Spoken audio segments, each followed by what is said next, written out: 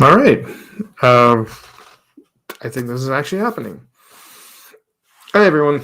Um, this is extraordinarily informal tonight.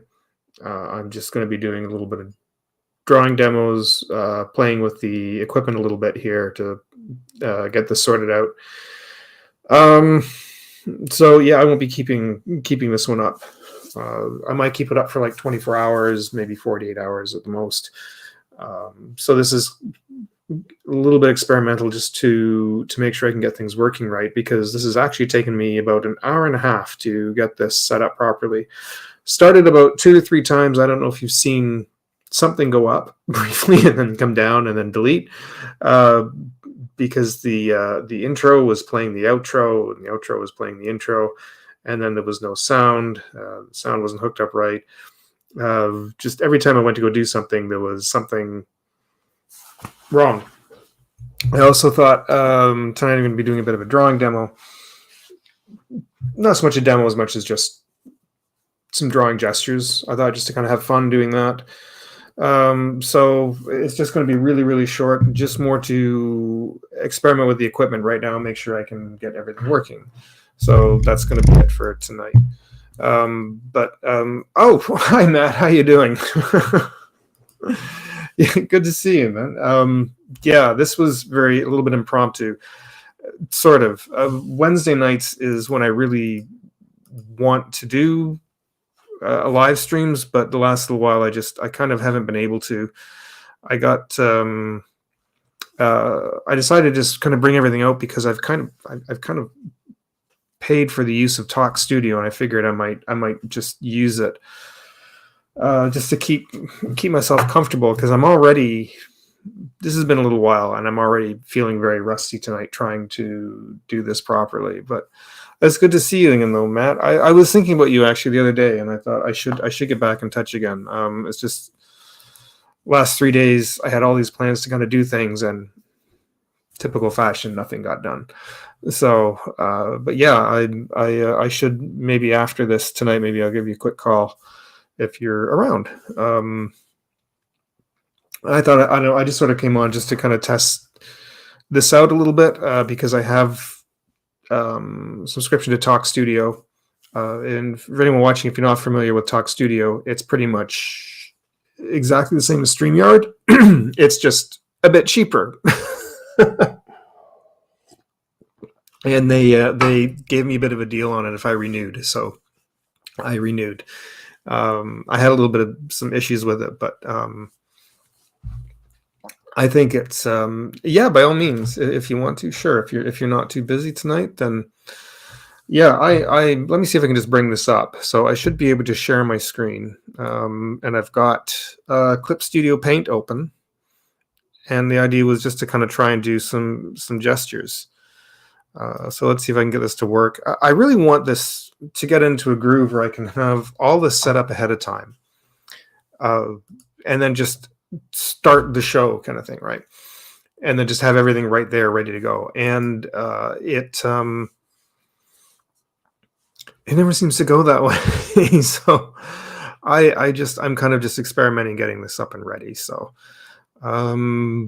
I don't even okay. So like this is not the right screen because everything's way too small. So let me see if I can play with this a little bit and get this a little bit better. And it's a little bit better. I wish I could shrink this box a little bit down a bit more. Now I'm using Talk Studio, and it's owned by Streamlabs. If I use Streamlabs, I can. The nice thing about using Streamlabs is almost identical to OBS. In fact, they got into a lot of trouble of it because it was too much like OBS. But you can kind of arrange everything on the screen, and it's free. But I can't really view the chat. I think I actually have to open up YouTube separately to view the chat. And you have to preset everything in position. Like you really have to put a lot of work of linking everything up and putting it all together. Whereas Talk Studio, which I'm using, is a little more just click. You can, everything's right there on the screen. You can just kind of click it and get it all set. But you're a little bit limited on the customization. But the nice thing is I can broadcast in 1080p now. I can put some nice things on the screen, and this is actually really useful if you're doing interviews with people. If I like when I have my regular art block again, I can bring on guests, and it's really nice for breaking up the screen for bringing on guests. Where I can't do that with regular Streamlabs. So 6 of one, half dozen of the other. It's kind of nice to have both that I can move back and forth between the two. So let me just see if I can get this set to how I like it. Just some sketching. And I think you're the only one watching, Matt.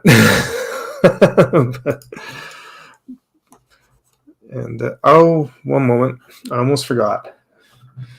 This, when I'm using my XP pen, and I just have to make sure it is on so that it's been doing this weird thing lately, and I don't know if it's Clip Studio or what, but when I start to draw, it'll switch to the pointer and it'll just push the screen around. So I need to find out what's going on with that. That's an issue with either Clip Studio or my tablet, one or the other. But I'm just going to do some quick gestures. This was kind of what we learned to do in school, where a few ages ago, in order to kind of keep a certain dynamics to your work, you start with loose gestures, and they start with what they call like a line of action.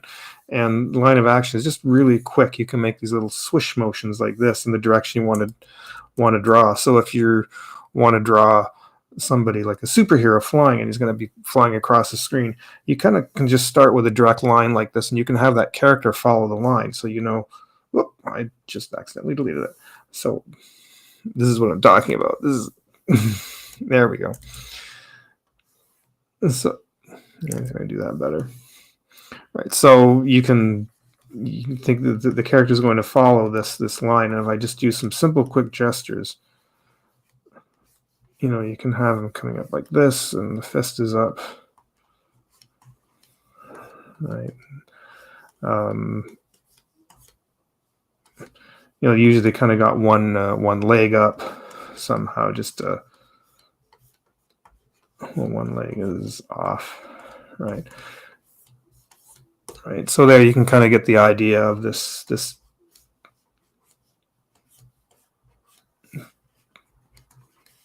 character like this. And so this is something you kind of start with when you're beginning drawing, so you can get the idea of what the motion, the movement of that is going to be. So that's why you see a lot of characters are broken down really, really simple like this. And a lot of them we used to fill sketchbooks of things like this, just really simple, even for like cartoon character, like really more cartoony characters, right? That you can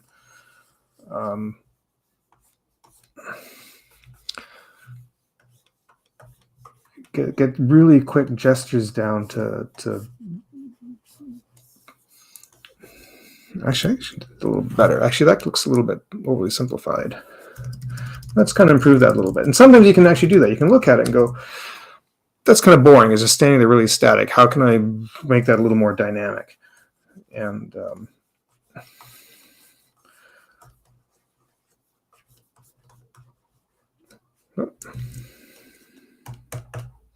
it's doing this again. See the pointer? It's not changing to the... There we go. I got to figure that out.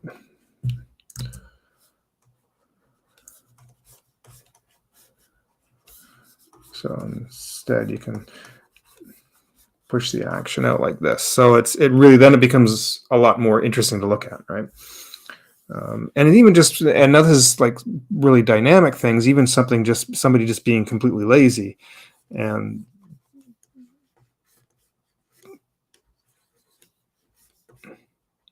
so this one I've kind of done before. And it's just sitting there leaning against the wall, right? And it could just be somebody just casually having a drink, chatting with his head down and leaning on a ledge here, right? And his foot's kicked back. So even something like that, even something as somebody just standing there being lazy, you can push the dynamics of that so that it actually makes it look more interesting. So so what else can I do here? That's actually, I'm going to open up another page here. I'm kind of just, I don't know, I can do another one here. If you have a larger character, you kind of want to make the weight. Don't know what's going on with this. I was doing this before. A larger character, you can kind of have the weight come down with a low center of gravity. This is really pushing it, right? Whereas a taller character, because they're skinnier, you can kind of have it come back up and have the weight a little bit more up here. It also makes them a little bit tipsy-toppy in a way. And I know this is being covered up a little bit by this, so I'm sorry.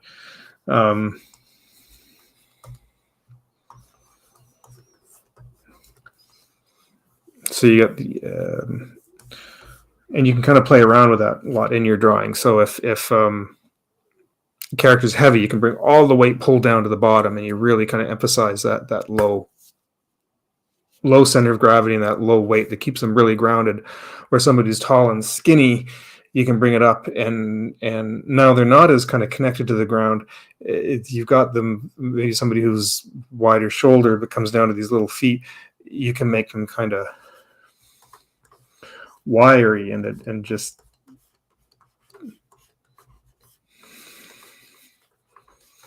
trying to keep their balance kind of thing, right? And as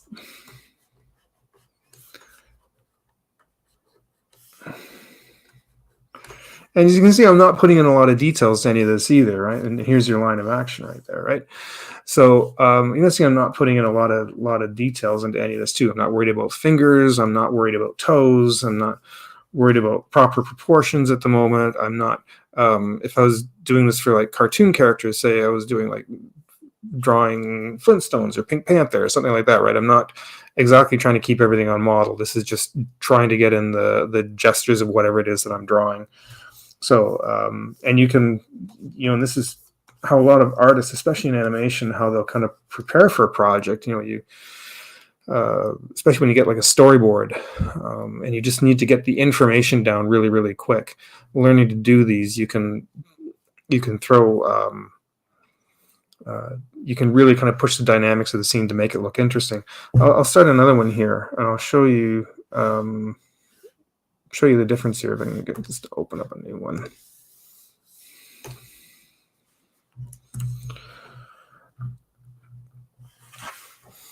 So if you have let's say here you have a character like this, another large character again.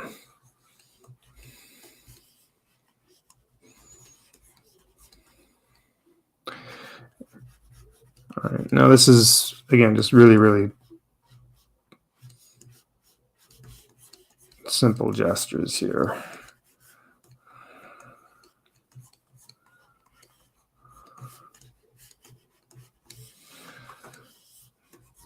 And you got this, and it's sort of straight on, and I think we all kind of know characters are more interesting instead of straight on like this. To have them a more of a 3/4 view, give them a little bit of an angle to them. So even just something as simple as standing. And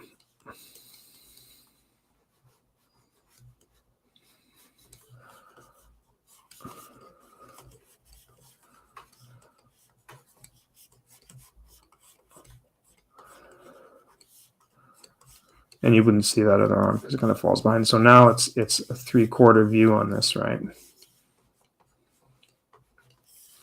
Opposed to this, which is straight on. Now it's more of a 3/4 view.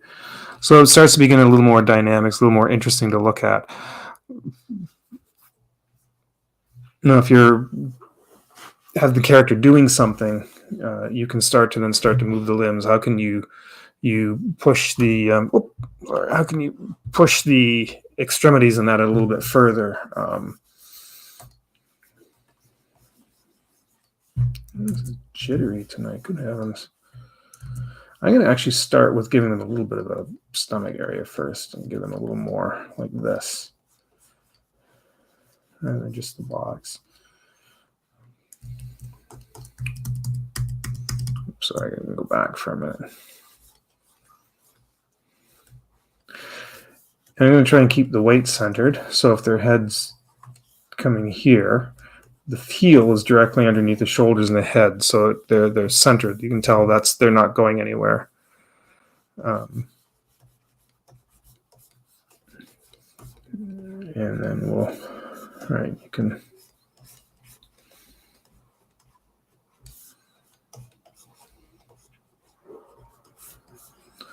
Arms a little long, but you can see there now you've got a little more.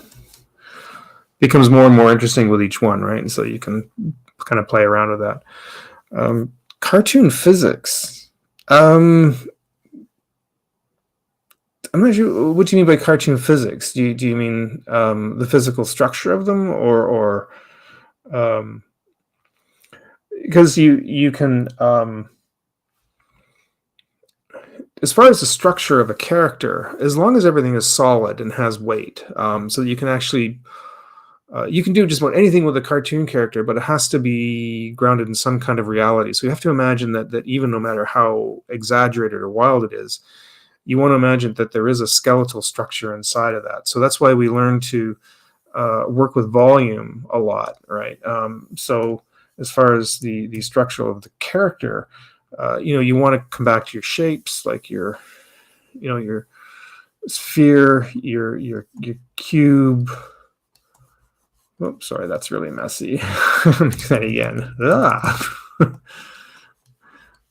See what art school did for me. Your cube and your cone, and in some cases, some people actually will also refer to a tube. Now you notice I'm not saying a circle, a square, a triangle, and a rectangle. I'm saying a sphere, something solid, a cube, a cone, and a tube, because these are more three-dimensional. So with just about anything, you can fit these together and create something that's physically a three-dimensional character. And as I said, you can make them as wild or crazy as you want to, but a viewer has to be able to accept that as a physical thing. So there has to be some sense of weight to it. There has to be something like you could imagine you could open this person up and you could see a skeletal structure of some kind, that there's something there that makes them solid, solidified. Now, as far as the physics in the world, you're not limited to anything. So, like Warner Brothers, especially in their early cartoons, were noted for like breaking every rule. They broke all the laws of physics and everything, right? You have the coyote would chase the roadrunner, and he'd suddenly realize he's halfway between two cliffs, and he stops and realizes what he's done, and he's still holding there in midair until he falls. But if you ever watch those cartoons, what sort of adds to the sense of how should I put it? That adds to that little bit of sense of believability, even though obviously that's impossible to happen.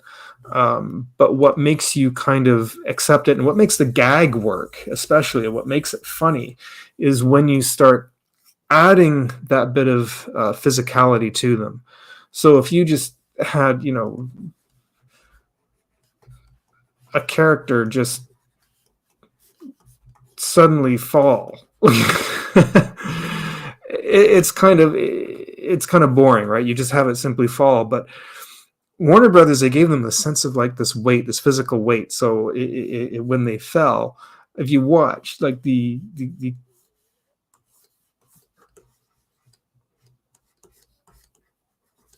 character would stretch sometimes, right? Like this.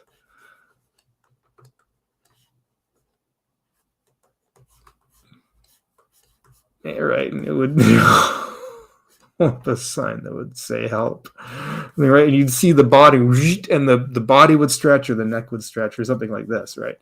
So do that. But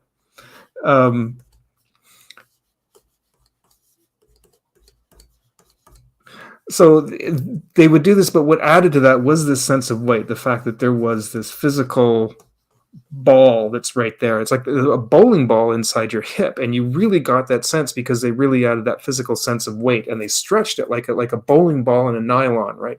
And they probably would even, in the studios, they probably would even bring those sort of things into the studio to see what it looked like, because of course back up until just recently, everything was done physical, right? Even even as computers were just being introduced, you kind of still had to understand the physics of how animation would work, and you needed to see it. It had to be in front of you. We didn't have a lot of didn't have the internet to refer to find things. So they would bring things into the studio. They would learn how to do things by bringing something physical. So if they wanted to do something like this gag, they could put a bowling ball into a nylon and just watch how it would stretch, and that would maybe give them the idea of, to show that actual physical weight, this 3D physical weight, actually pulling and stretching it, and then the snap back down of the upper body right as it fell.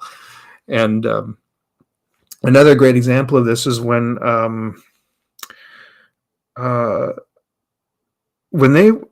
Disney was doing Ichabod Crane. If you can remember that old 50s cartoon. I think it was what was it called? I just remember Ichabod Crane. I don't know if there was a longer title. Sleepy Hollow, Legend of Sleepy Hollow. And one of the animators was assigned to do him on the horse. And he really wanted this horse to be slow and trodden and tired as it was clomping its feet. And if you ever watch that, its feet just like plump, and the head is down and bobbing. And apparently what the animator did to really understand how that weight would work, he took one of those big cast irons and they tied it to a string. And the animator, and this is actually in The Illusion of Life, they talk about this actually, and how he says and I forget which animator it was. I want to say Mark Davis, but I'm not 100% sure. I think it was Mark Davis. Anyways, they tied to this big old iron, cast iron, and they tied a rope to it, and he just swung it, and then swung it, and then they watched this, and I think they even made, of course, this is before video. This is in the 50s. They just made a little film of him doing this clomping this thing. And he would watch this over and over and over and over again and tried to kind of recreate this on paper. And it gave him the idea of how to make these hooves, how this thing was going to walk and how it was going to plump, plump. So, yeah, if you ever watch that cartoon again, watch the legs on that horse and just think of an iron tied to a rope and just swinging him as he's walking along. But it worked. It created the illusion of that weight of the big hooves on this horse and the horseshoes on it that would just, as he's just lazily walking along. And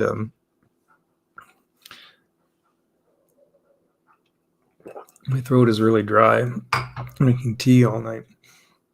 But it's whatever works. If you understand the little bit about the physics of what you want to create, you can kind of find any reference of whatever you need and just to make it work, right? And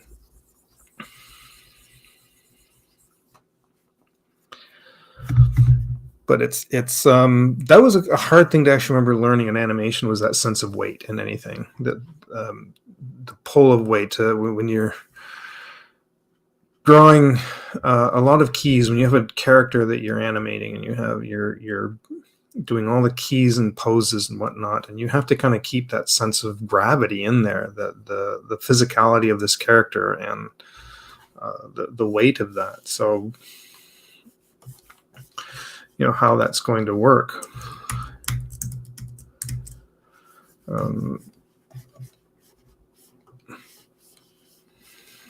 How this is going to sit flat squarely on the ground, right, like this, and then it leads with leads from the hips and then down to the knee, right, and as it's pulled, it's going to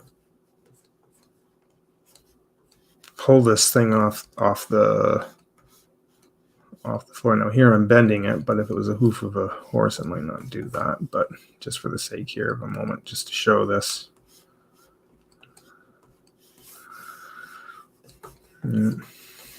Yeah.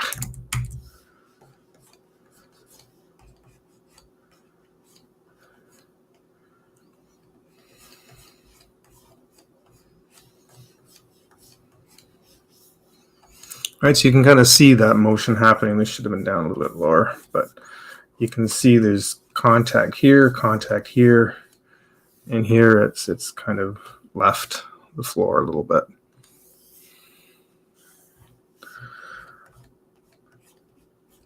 These were yeah, and essentially that is what it is. It is kind of like a slideshow. That is actually how movies work. Just imagine the slides all running at 24 per second. Films for years and years, going to the theater, watching a movie on the screen, projectors are at a constant, and they were set at 24 frames per second. So when coming to animate, they cheated a little bit because 24 was a lot, unless there was something that required a lot of detail or it's very subtle nuance in the animation. They didn't have to do a full 24. In fact, what they did is they shot on twos. So for every drawing, they would take 2 pictures. So essentially, you get 12 drawings for every second, and it still worked. It still, when it came to cartoons, 12 drawings a second was still enough to make you believe that this was natural motion. Sometimes it was a very subtle slow motion. They might actually do the full 24, but if something gesturally moving, they could do the older cartoons, when they were much smoother, would do 12 frames a second. They would take 2 pictures of every drawing, be shot on 2s. You can go shot on 3s, shot on 4s. Even anime today is kind of on 4s. They'll do anime is a little more concentrate a little more on the visuals. If you notice, their animation, the fluidity is a little bit jerky. The animation is good. There's lots of like nice natural motion and weight and things like that, but it's just a bit choppier because they're shooting on 4s. But it still works. You still kind of accept it as you're watching it. So there's a lot of limitations in there, but they seem to be more concentrating on the I'm trying to think, the aesthetics of the image. They have the nice backgrounds, characters, all lots of detail and shadows, and you'll see that the characters, just the mouth moves, which is much like television animation, just has the mouth moving while the head stays static. Look at some of the Disney stuff and whatnot, or Warner Brothers, the whole head moves, it stretches as it's talking, the jaw and everything moves. So there's a different dynamics they have at work in those 2 different kinds. How are you drawing the hand? Hand's a funny thing. Yeah, I can show you some things because I'm a little bit different when it comes to the hand. I've watched so many demonstrations on drawing the hand, and I can show you that. But I approach it a little bit differently than other people will when they teach to draw the hand. So because to drawing a physical hand, you see a lot of people here. I'll show you this. So a lot of people say, let's start with a square, or you can start with a circle. Right? Either way, because you're showing the base of the hand, this area, and there's a thumb that comes out, and the fingers, the middle finger is about the length of the palm. It's all drawn arc to kind of show roughly where the fingers are, and I'm just going to block these in. And then the pinky's really small, and that's really, really kind of really rough. And I'm sorry that looks a bit messy in there, but you're getting the idea, right? And then the hand underneath, and the wrist, you have a little bit that comes out on the side, right? So I always kind of draw the wrist, because the thumb kind of cuts in. The thumb cuts in kind of across this, and I'll draw it coming out here, but there's more going on in this, right? This is a very flat 2D image, and looks, it's very basic if you're showing some people who don't know how to draw. This is sort of a quick way of doing it. We'll start going into more detail about it, because I think very much of what's going on underneath. So there's this area that, I'm trying to think, first of all, that this is, if you're going to start with this kind of square object, this is kind of 3-dimensional. And there's a lower section of bones down in here that connect across from the thumb. Your finger technically actually starts down here. That's why if you see at the back of your hand, you can see these, right? These long lines. That's actually part of your finger. It connects to this grouping of bones that are all down in here. It's just the flesh and the tendons all starts at this point. So if you look at your hand, that's why it kind of moves. It actually bends in here in the front, right? So all this area down here is all bone. is all these little clumps of these round, chunky, bumpy bones, right? And then the finger part actually kind of begins down in here.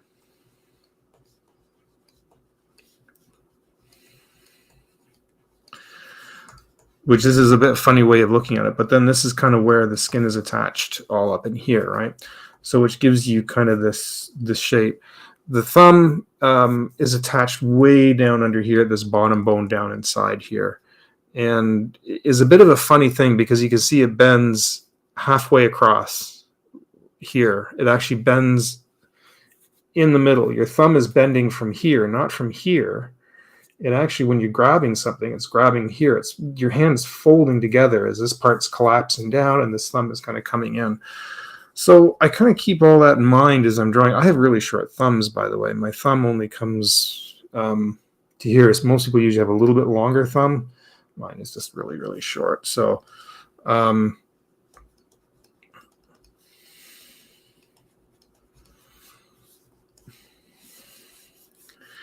again, the middle finger is the longest.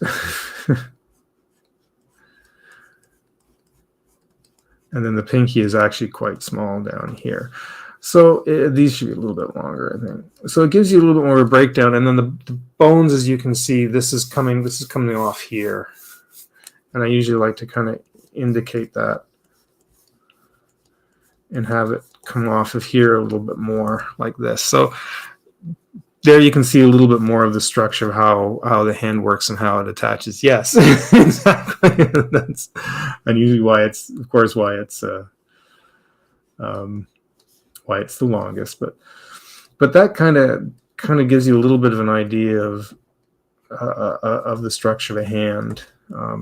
And how I kind of approach it. And I know it's a little bit different. It's a longer way of explaining it. But I think if you really, really want to get into drawing, learning hands and feet is really important. Everybody always says it's the hardest thing. And yes, it is probably one of the hardest things. But I think it's an important thing to learn if you want to actually get into drawing. And that looks absolutely terrible.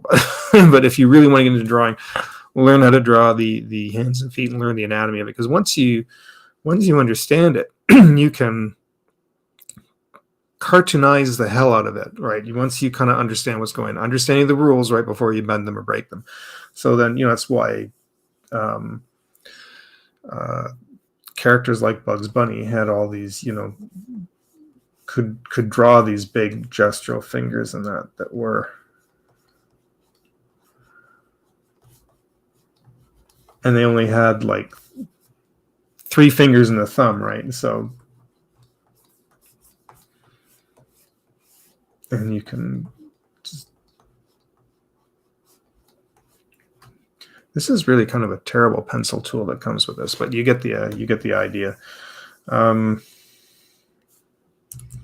Milt Kahl used to have the best way of breaking down hands because he did all these hand model sheets for some of the work that he did. I think the one that became public, that everyone a lot of the artists refers to, is Milt Kahl did the wizard in King Arthur was a boy, The Sword and the Stone. And if you remember the big goofy wizard, and because he had to have these very gestural hands as he was a wizard and did a lot of stuff with his hands. So Milt Kahl made all these model sheets of just the hands. This really, really, and emphasized the fingers a lot more on them.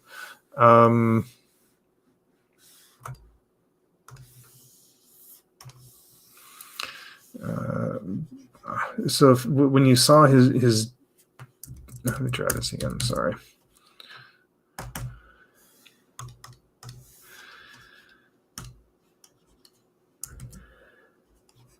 It's a great little movie. The funny thing is, I think the boy changes voice about 3 times. And what I could never figure out is this is supposed to be in the time of King Arthur. It's just a thing. It's supposed to be in the time of King Arthur. And the The boy talks with an American accent, but he made these big blocky fingers that actually were kind of wider at the tip than they were at the base.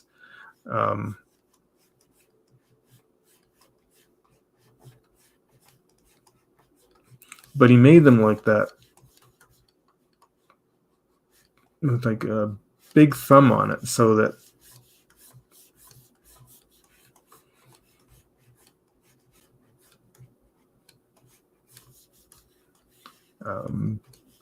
the hand could be really, really gestural.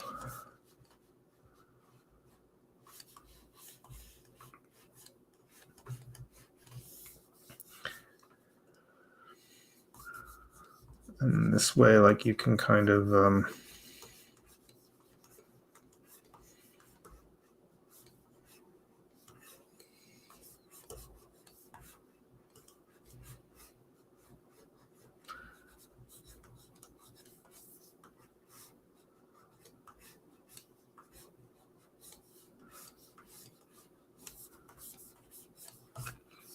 you can put them in any position. Once you start understanding it, you can kind of just have fun with it and start. And as you go, as you're working on gestures here, I'm not too worried about the specifics of it. I'm just kind of getting the idea of the gesture, what it's going to do, and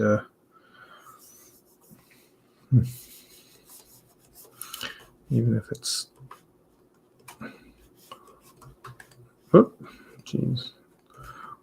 holding something, you can get the big knuckles in there.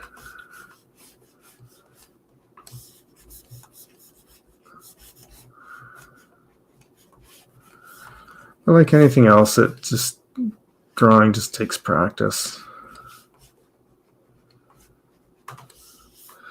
So it just oh,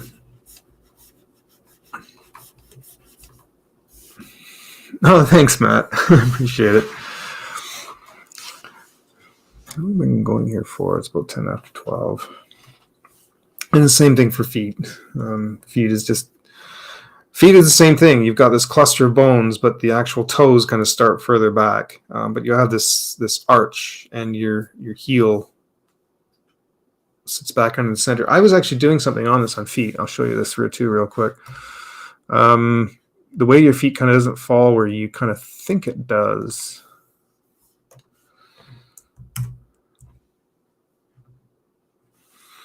Because I know people used to kind of draw feet and do really quick, and they would just kind of draw this line, and you would add a little flag shaped thing, and that was kind of the foot.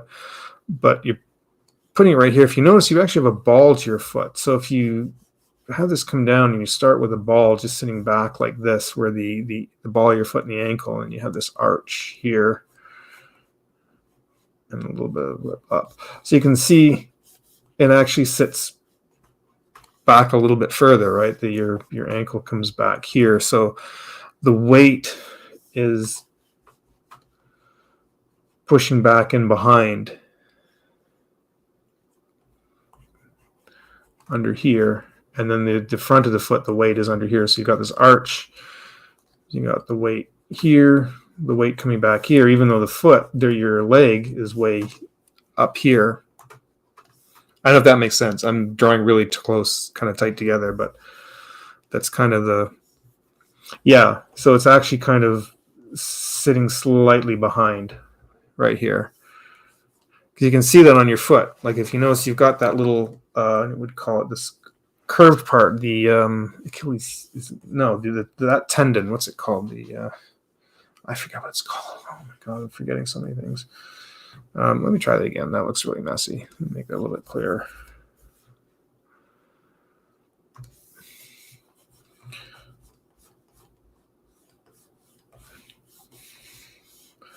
So just exaggerated calf. The ball sits back just a little bit behind this little arched area. You have an arch to your foot, and then this is where the next point of impact is here. Right here, and then your toe. And you have your ankle here, which is what is attached. This is where the bones come down. I should maybe do that different color. Right. So here you can see the weight is sitting just back a bit. It's what keeps us from tipping over backwards. Right. And so that makes sense.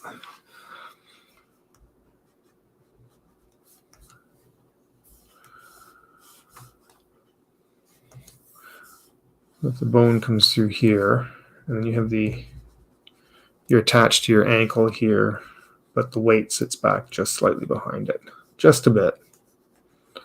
Here and here. So that's kind of the main points in the foot.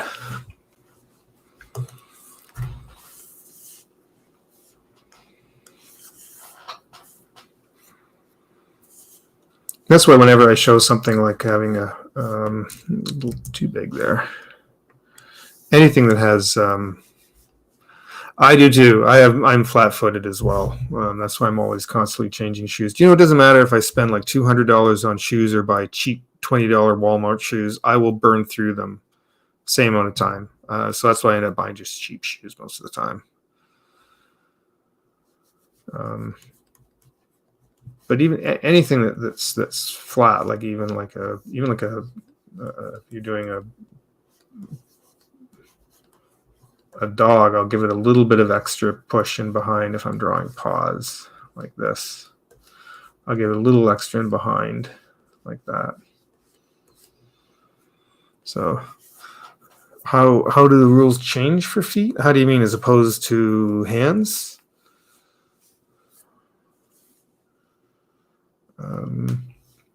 The feet are what's supporting us. As a human, your arms are like giant cranes with claws on the end, right? So it's something that comes off of here, but your feet are the support. So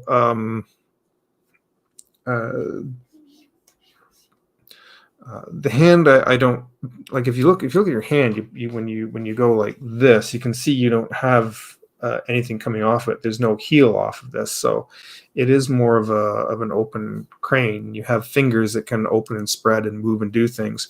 Feet are a little more compact. Like your toes are together at the front. They're meant just to support walking. Everything's kind of, your feet are what supports everything. It supports the gravity.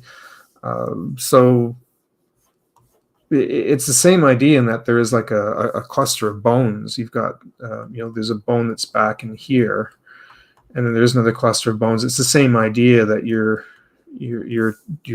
toes kind of start at that arch, but we only see this part where the skins, the skin and the tendons and everything stop, and then you just see the little balls of the toes.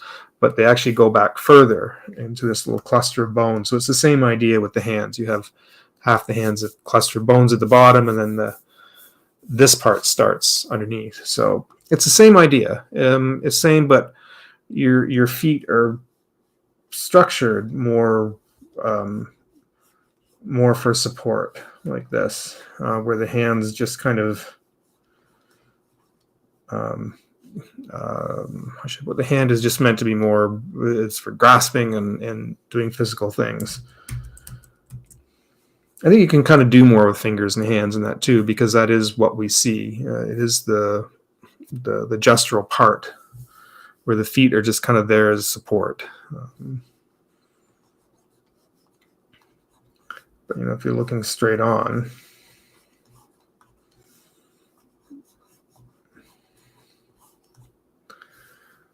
it's just kind of this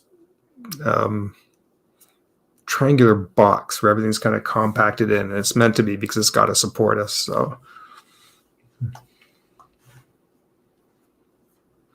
I don't know. I don't know if that answers the question or not.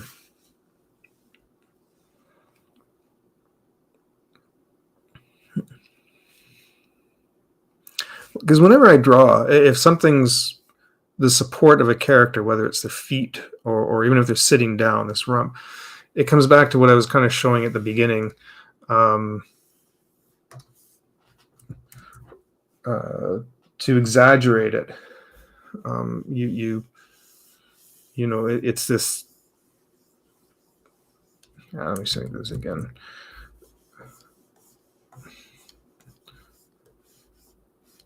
I'm not sure how I'm going to put this down. Weight is pulling it down, and it's going to sit flat on that surface of whatever is there. So whether it's a foot or if it's a person sitting, right? You've got this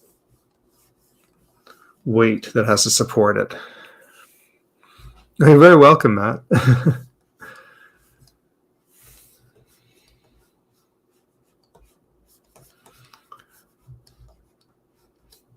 So yeah, that's kind of. I'm doing these really, really fast, so they look really messy, and I am a little out of practice right now. So, but that's kind of what I wanted to show. I just kind of wanted to go on and just chat a little bit and doodle a little bit, just to kind of get. I haven't done much drawing lately, so it gives me an excuse to do this. And I actually have a little commission I'm supposed to do for somebody that's kind of behind. Fortunately, he's good with it, but. All right, Matt. Yeah, you're very welcome. Thanks for coming in and chatting tonight. Actually, it helped give me a little direction actually on what to do tonight. So I'm glad you came in and asked some questions. But yeah, take care. I got to work tomorrow. I'll drop a message at some point. I'll drop a little text or message, and we'll chat. We'll chat soon. But have a good night. Get some rest. Actually, I should do this online, but I'm just checking. I turned my phone on to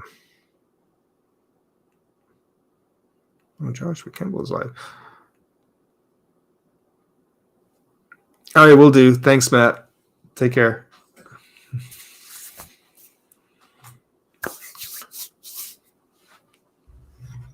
Matt is a good guy, also hailing from the great Toronto area.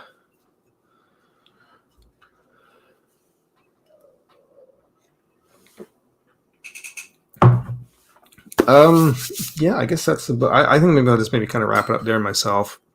That was all kind of I wanted to do. And for those of you that know Joshua Kimball, he apparently has started a live. I might just go ahead and say a quick hello for a brief moment. But that's kind of a little lesson for tonight, for whatever it's worth. If you tuned in, thanks. If you're watching on the rewatch, thank you. And I am hoping, I say this every time, I do have all these great ideas I have in mind that I hope to do over the next little while, but who knows when they'll come about, when everything else lightens up enough that I can actually do it. But yeah, and I'm going away. I'm going away in about 6 weeks. I'm going to be heading to the UK for a week, so there is that. But I was hoping to get some things going beforehand. But we'll see. All right, everyone, I'm going to end it. Have yourselves a lovely evening. Take care of yourselves, and we'll try to do something again soon. We'll see what happens.